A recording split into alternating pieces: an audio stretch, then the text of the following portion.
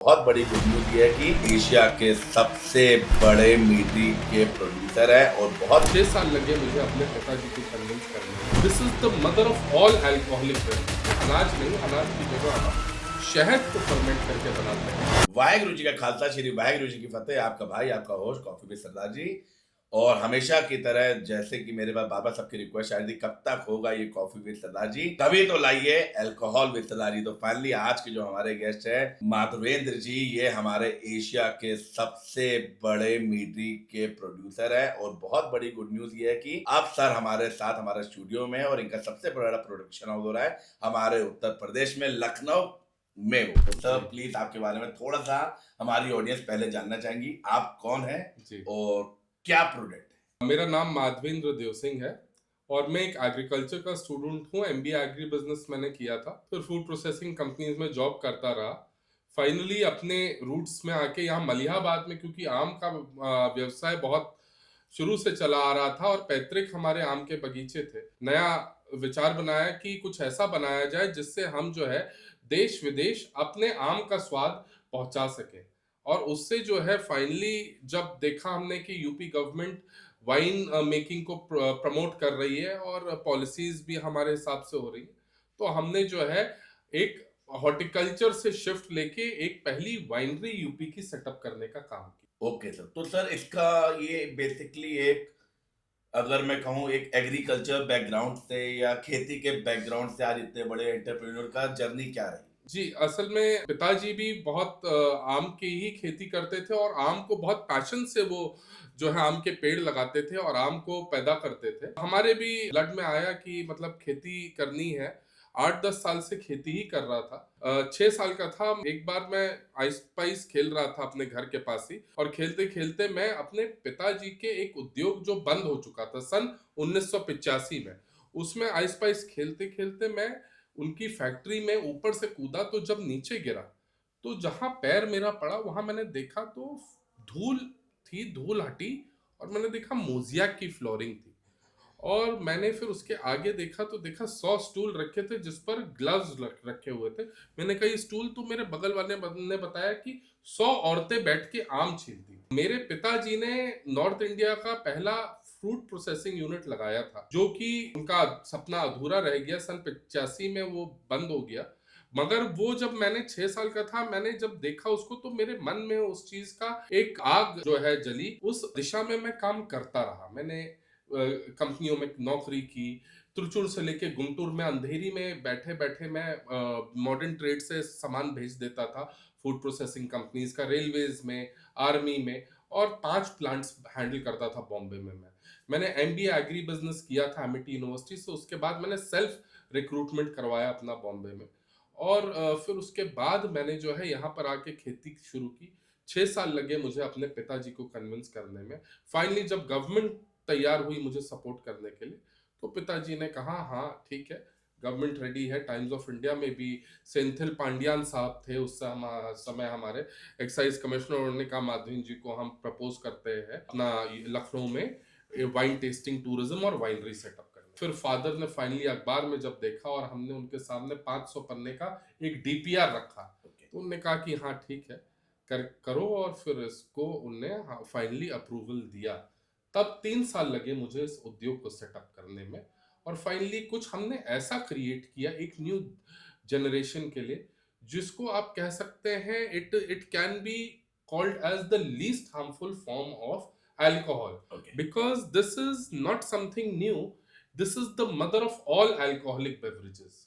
जितने भी दुनिया में अल्कोहलिक बेवरेजेस हैं, ये उसका जनक है एक तरीके से।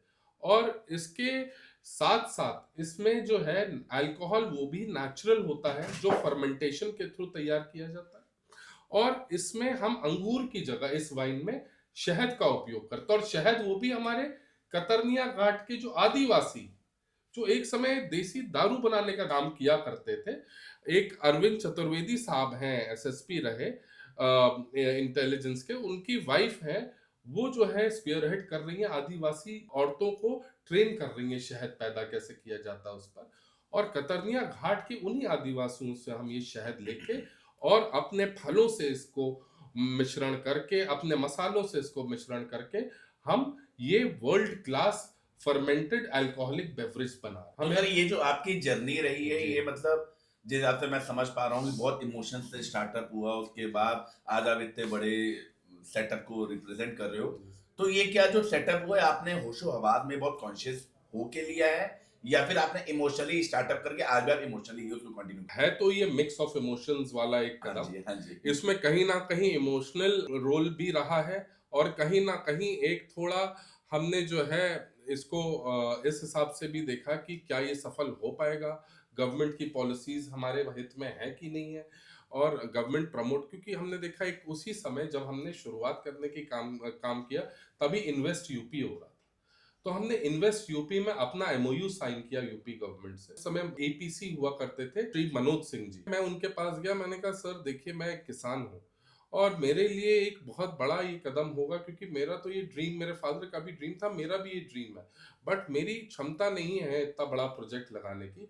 बट फिर भी हम जो है ये पहल करने को तैयार हैं यूपी के लिए, यूपी के किसानों के लिए, उनको ये साबित करने के लिए कि हाँ, एक किसान भी बढ़ चढ़ के अगर बौद्धिक दिमाग लगाए तो वो एक इंडस्ट्रियलिस्ट या एक बिजनेसमैन बन सकता तो जिस हिसाब से आप बाबा गवर्नमेंट की पॉलिसीज को बीच में ला रहे हैं, आप थोड़ा सा डिस्कशन जी। कर रहे हैं, और देख रहा हूँ आप उत्तर प्रदेश को भी बहुत हाईलाइट कर रहे हैं, और उत्तर प्रदेश के फार्मर्स के लिए आप बहुत हेल्पफुल हो रहे हैं। Y Uttar Pradesh, Y only UP? है। यूपी में सबसे ज्यादा शहद पूरे इंडिया में पैदा होता है, ये शायद ही किसी को पता होगा। UP is the 30% contributor of honey in India. इसका पूरी तरीके से कोई हम लोग उपयोग नहीं कर पाते हैं शहद, या तो शहद के रूप में बाहर चला जाता है। इसको जो है एक प्लेटफॉर्म मिलना चाहिए जिसमें हम इंकरेज करें शहद को पैदा, क्योंकि इसमें एक तरीके से एक हॉर्टिकल्चर है शहद को पैदा करना, और इससे बहुत लोगों की पूंजी भी जुड़ी हुई। शहद भी उपयोग कर रहे हैं, साथ ही साथ यूपी में सबसे ज्यादा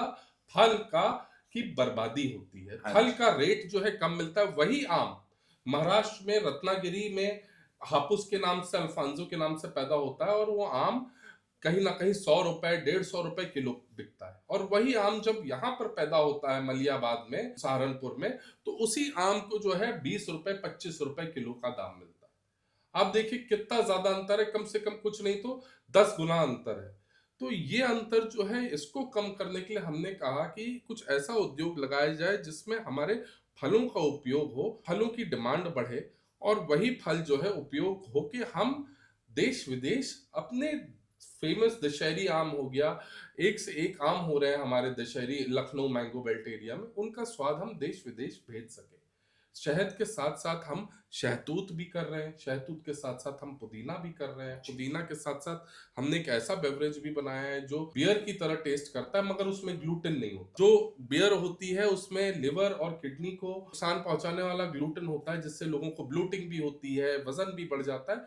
हमारे ब्रैकेट में जो है ग्लूटेन फ्री है, क्योंकि हम इसमें अनाज नहीं, अनाज की जगह हम शहद को फर्मेंट करके बनाते हैं, और फ्लेवरिंग जो है हम इसमें मॉल्ट एंड हॉप से करते हैं, जो इसको बियर का फ्लेवर देता है। मतलब कंपैरेटिवली जो हमारी वाली मीटरी है उसमें फिजिकल लॉस नहीं है, या कुछ हद तक कंपैरेटिवली कम है? मैं ये तो नहीं कहूंगा कि अल्कोहल हार्मफुल होता है, ओके। मगर अल्कोहल के साथ साथ जो आप अल्कोहल का स्वरूप, आप जो रूप ले रहे हैं अपने अंदर, वो नेचुरल है। पहली चीज तो ये, अल्कोहल के साथ साथ आप वो अल्कोहल ले रहे हैं जो हनी की शुगर से कन्वर्ट किया गया है अल्कोहल में। हनी का बेनिफिट, क्योंकि हम कोई बॉइलिंग नहीं करते हैं, कोई भी प्रोसेसिंग नहीं करते हैं, तो हनी के जो फायदे हैं वो वैसे के वैसे इंटैक्ट रहते हैं। साथ ही आपको आम का मिक्सचर है तो आम के फायदे मिलते हैं, मलबरी का मिक्सचर है तो मलबरी के फायदे मिलते हैं, और आपको पुदीना का मिक्सचर है तो पुदीना के फायदे मिलते हैं।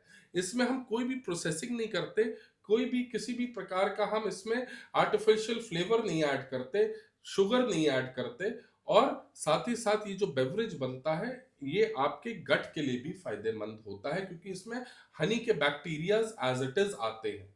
और हनी को दुनिया का सबसे ज्यादा प्योर फॉर्म ऑफ फूड भी बोला गया है, क्योंकि मधुमक्खी जैसे ही शहद, वो फूल शहद के लिए चूसती है जिसमें पेस्टिसाइड होता है या कोई भी हानिकारक तत्व पड़ा होता है, मधुमक्खी वहीं की वहीं मर जाती है। तो इसलिए शहद को दुनिया का सबसे प्योरेस्ट फॉर्म ऑफ फूड भी बोला गया। तो जो हमारी ये वाइन है जिसमें हम लोगों ने इतना देखा कि जो आप बता रहे हैं, जितना मैं समझ पा रहा हूँ कि हनी का बहुत यूज हो रहा है, तो क्या ये हमारे इंडिया की या एशिया की पहली ऐसी वाइन है जिसमें हम हनी का यूज कर रहे हैं, या बाकी के भी प्रोडक्ट आते हैं जिनमें? देखिए, खाली हमने कोई इन्वेंशन नहीं किया है। मीड इंग्लिश में बोला जाता है इस प्रोडक्ट को। Mead, Vikings, games of thrones जैसे सीरियल्स आए जिसमें वाइकिंग्स को पीते हुए दिखाया गया। जब वो वॉर जीतते थे जी जी जी। तो मग में मीड पीते थे। शब्द ये जरूर मधु से निकला, मगर ये स्कैंडिनेविया में भी बन रही है। अमेरिका और इंग्लैंड में सबसे ज्यादा अगर अल्कोहलिक बेवरेज में आप इंक्लाइन ट्रेंड देख रहे हैं तो वो मीड में ही देख रहे हैं आज की डेट में। अमेरिका में आजकल बहुत सारी मीडरीज हैं। ऑनलाइन आप सर्च करिए, आपको बहुत सारी मीडरीज मिलेंगी। और इसके अलग अलग प्रोसेस हैं। जैसे आप शहद को शहतूत के साथ मिक्स करते हैं तो मूरट बनता है। ये शब्द मैंने नहीं दिया, ये एग्जिस्ट करता है हिस्ट्री में। जैसे आप शहद को जब आप मॉल्ट एंड हॉप से मिक्स करते हैं तो ब्रैकेट बनता है। This word has already existed in the history for mead. आप जब शहद को फल के साथ मिक्स करते हैं तो बनता है melomel. This word has also existed in the history of mead. इसको mother of all alcoholic beverages भी बोला गया। इसको कहीं ना कहीं इंडियन कल्चर और हेरिटेज से भी जोड़ा गया, क्योंकि सोम रस जो है उसमें भी शहद का ही यूज होता था। अब सोम लता तो मिलेगी नहीं, तो अर्थवेद में जो सोम रस था कहीं ना कहीं ये उसका रिक्रिएशन भी है। मैं बहुतों के साथ उठा बैठा हूँ, कई लोगों से जुड़ा हुआ हूँ जो अल्कोहल, वाइन, इन सब चीजों से बहुत जुड़े हुए हैं, लेकिन जितनी डीप नॉलेज से आप सारी चीजें बता रहे हो, मुझे नहीं लगता कि हर दूसरे बिजनेसमैन को होती है। तो मैं एक चीज क्वेश्चन ये जानना चाह रहा हूँ कि लोगों का ये कॉन्सेप्ट है, इंक्लूडिंग मी, कि एग्रीकल्चर थोड़ा सा रिस्की होता है कंपैरेटिवली टू अदर बिजनेस।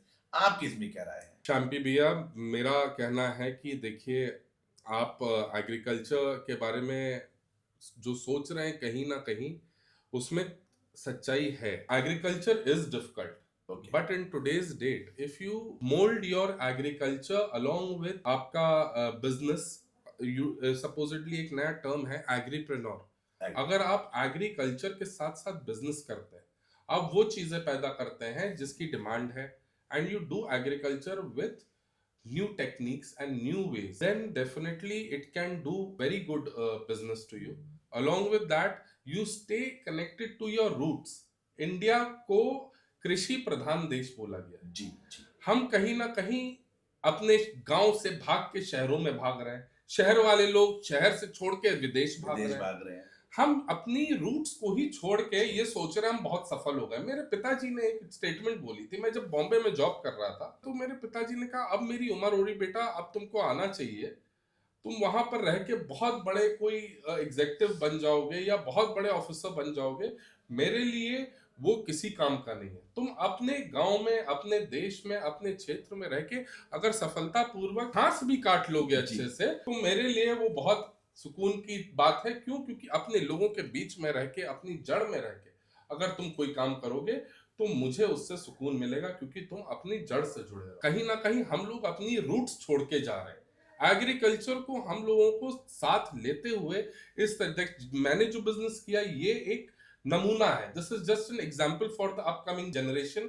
कि उनको एग्रीकल्चर से जोड़ के वो बहुत से काम कर सकते हैं। जब मैं वाइनरी खोल सकता हूँ यूपी की पहली, तो वो जो है अन्य चीजें, टूरिज्म है, होम स्टेज है, एग्री टूरिज्म है, इको टूरिज्म है, ऑफ रोडिंग टूरिज्म है, आपका नेचर वॉक्स है, एक से एक टूरिज्म है, एडवेंचर टूरिज्म है, वाटर बॉडी टूरिज्म है, लेक्स है, फिशिंग है।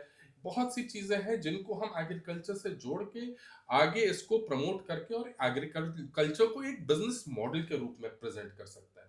आपको इस चीज को सुन के बहुत ताजुब होगा। मेरे फादर ने एक आम के पेड़ को अपने बच्चों की तरह पाल पोस के बड़ा किया। मैंगो से ही उनने अपनी सबसे बड़ी डॉटर का नाम मनीषा, मेघना, मोहिता, मौसमी एंड माई सेल्फ माधवेंद्र, सबका एम से नाम रखा। मेरे एरिया का नाम मलियाबाद है एम से, और मेरी कंपनी का नाम एम से एम्ब्रोसिया है, जिसका मतलब होता है drink and the food of gods. और मेरे ब्रांड का नाम एम से मेव है, जिसका मतलब है goddess of intoxication in Irish. तो ये इतना ज्यादा हम लोगों का जुड़ाव रहा मैंगोज से, मलियाबाद से और अपनी जमीन से। आज आपको उसी का नमूना देखने को मिल रहा है कि मैंने पहली वाइनरी सेटअप की है, और बहुत जल्दी हम लोग यूपी का सबसे अच्छा और सबसे ज्यादा बिकने वाला अल्कोहलिक बेवरेज बनने की तरफ बढ़ रहे हैं।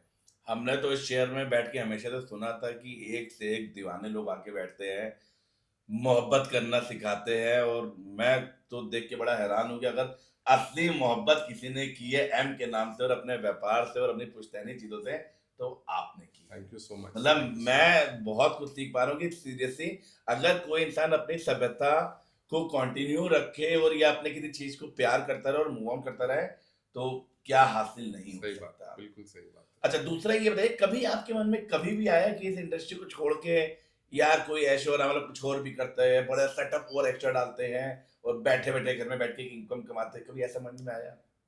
ऐसा एक्चुअली मन में आने की गुंजाइश और नहीं ये रही। क्वेश्चन मेरा नहीं है, सॉरी टू इंटरप्ट, जी जी ये जी। आजकल के मैं देख रहा हूँ यंगस्टर्स बहुत सारे एसआईपी, म्यूचुअल फंड, शेयर बाजार, रेंटल इनकम की बात करते हैं और सोचते हैं घर बैठे बैठे बैठे खाओ पियो। बिल्कुल सही ये बात। आपको उनको मैसेज देना, आपके मन में क्या वो योद्धा ही क्या जो कभी युद्ध ना लड़ा। आया?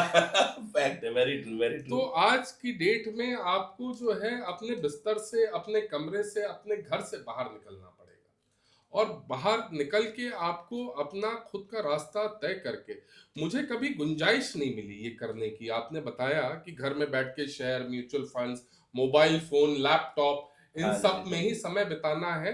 तो ये एक आर्टिफिशियल, इसीलिए कहते हैं कि आपको हमेशा नेचर से जुड़ा रहना चाहिए। और नेचर से जुड़े रहेंगे आप तो फिर ना आपकी आंखें खराब होंगी, ना आपका शरीर खराब होगा, ना आपका दिमाग खराब होगा। आप देखिए आज की डेट में आजकल बच्चे गेमिंग करते हैं, तो उनका माइंड इस तरीके से ऑटोमेट होता जा रहा है कि वो हॉस्पिटलाइज हो रहे हैं। उनके हाथ अपने आप ऑटोमेटिकली गेमिंग कर रहे हैं, उनका पैर चल नहीं पा रहा है। ये सब दिक्कतें, ये सब आने वाले नए नए ट्रेंड्स जो हैं उनसे हो रही है। मैंने अपने पिताजी को देखा कि किस तरीके से वो 75 साल 70 साल के भी थे, तब भी ट्रैक्टर के ऊपर बैठ जाते थे और खेत जोता करते थे, बगीचा आम का जोता करते थे। और पिताजी ने मेहनत की, बहनों ने कोई जूडो खेली, किसी ने ताइक्वांडो किया। एक आज तक चैनल की सीनियर एडिटर है। बहुत से ऐसे एग्जाम्पल्स रहे कि जिनने मुझे कभी बैठने नहीं दिया। और मैं खुद आपको बताऊंगा कि मुझे कैंपस प्लेसमेंट ना मिलने की वजह से बॉम्बे में खुद गया और मैंने अपना सेल्फ प्लेसमेंट किया। हाइपर सिटी जाता था, बुकर जाता था, तमाम सुपर स्टोर्स जाता था, और वहां जाके प्रोडक्ट्स के नाम लिखता था और नंबर लिखता था, और फिर उन कंपनी को कॉल करता था कि कृपया करके मुझे जॉब दे दीजिए। और मैंने बॉम्बे में खुद का अपना जॉब लगवाया, और फिर जाके मैंने फूड प्रोसेसिंग इंडस्ट्री की नॉलेज ली। और मैंने एक समय था जब 5 प्लांट्स की कंपनी, 5 प्रोसेसिंग हाउसेस थे, उसके पांचों के पांचों मैं मैनेज करता था। और त्रिचुर से लेके गुंटूर तक मैं प्रोडक्ट मॉडर्न ट्रेड के थ्रू भेज देता था।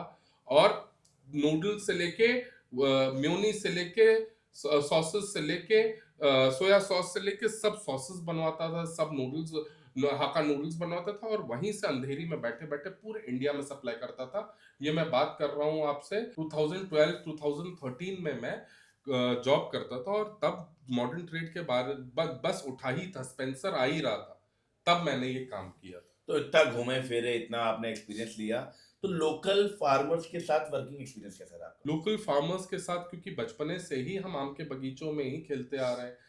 हमने देखा पिताजी कैसे काम कराते थे, कैसे खुद काम करते थे, खुद इन्वॉल्व होते थे, और कैसे लोगों से बातचीत करनी होती। देखिए यहाँ पर, यहीं पर कहीं ना कहीं युवा हमारा डरता है, नई पीढ़ी डरती है, क्योंकि उनको वेरी ट्रू। प्रोफेशनल जो है मैन पावर नहीं मिल पाता। एक सफल आदमी के पीछे एक सक्सेसफुल मैन पावर मैनेजमेंट कर पाने की स्किल बहुत मैटर करती है।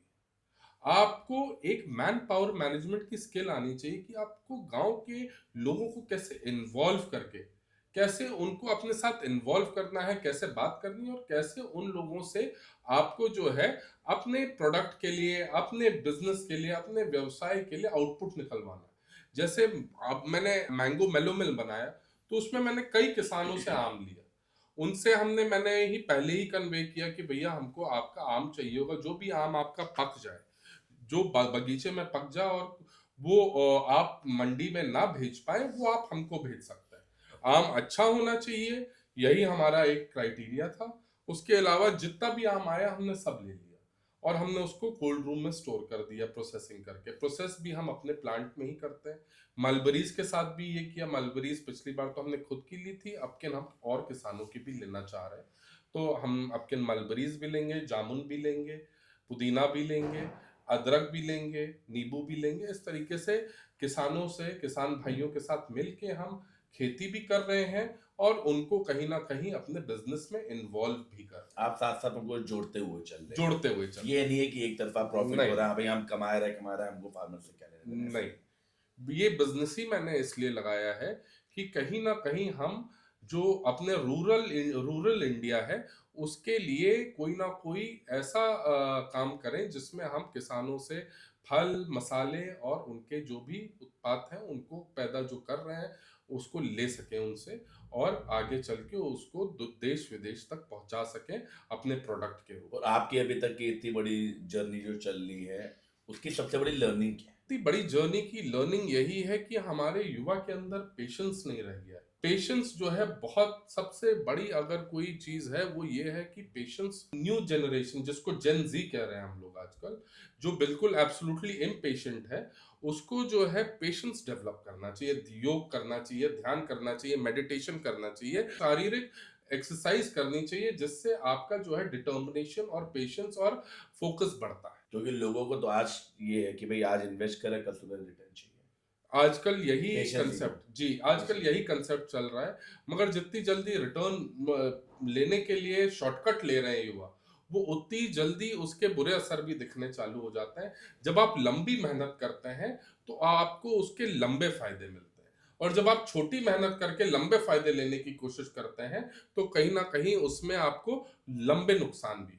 Patience is the golden key to success patience is with the hard work. Golden key, definitely यही यही मेरा मेन मंत्र है, जो यही है नव युवक से, कि आपको जो है पेशेंस के साथ काम करना है। जो भी काम करिए, आधे रास्ते में निराश होके पीछे घूम के मत जाइए, हमेशा अपने मंजिल को हासिल करिए। धीरज अगर होगा, पेशेंस अगर होगा, तो आपको आपकी मंजिल जरूर मिलेगी। मुझे 6 महीने लगे खाली अपनी पॉल्यूशन की एनओसी लेने में, 6 महीने लगे, 6 महीने में, मगर मैंने फाइनली पॉल्यूशन की एनओसी ली, क्योंकि पहली वाइनरी थी यूपी की, पहली सब्सिडी मैंने ही यूपी हॉर्टिकल्चर डिपार्टमेंट से मैंने ली, मेरे नाम पर दर्ज है, वाइनरी के नाम पर पहली सब्सिडी। कोई भी काम आप पहला करेंगे, कोई भी नया ट्रेंड सेटअप करेंगे, उसमें कांटे तो मिलेंगे ही मिलेंगे। लेकिन आज का युवा तो 6 महीने में एक बिजनेस खोल के दूसरा बंद करके तीसरा चालू करने की बात करते हैं तीसरा चालू कि भाई करने मजा नहीं आ रहा। एग्जैक्टली, मगर वो तब तक तो चल कर सकता है जब तक वो युवा है। एक बार युवा अवस्था से आगे निकलेगा, तब जब उसकी ये करने की क्षमता खत्म हो जाएगी, तब उसको एहसास होगा कि काश मैंने कुछ ऐसा किया होता जो लंबे रिटर्न्स देता और जो दूसरे लोग नहीं कर रहे हैं। कुछ नया ऐसा ट्रेंड, युवा का मतलब ही है, युवा को वायु से जोड़ा जाता है,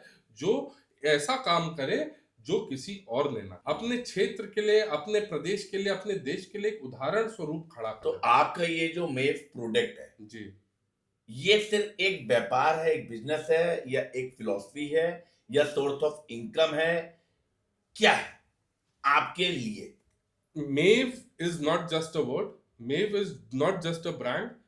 Mave is a dedicated word for the work which has been done to create this brand name. इसके पीछे की जो प्रेरणा है, इसके पीछे का जो हार्ड वर्क है, इसके पीछे का जो संतुलन है, इसके पीछे का जो नेचर और मॉडर्न जमाने के बीच का संतुलन है, इसके पीछे जो एक कंसेप्ट है, इन सब चीजों का मिश्रण है शब्द मेव। खाली एक शब्द ही नहीं है, खाली एक ब्रांड नेम ही नहीं है। ये मेव by ambrosia is basically an inspiration which other youth should take, and it is I dedicate this to the inspiration of that I took from my father, and इससे हम जो है दूसरे युवाओं को भी प्रेरणा देना चाहेंगे।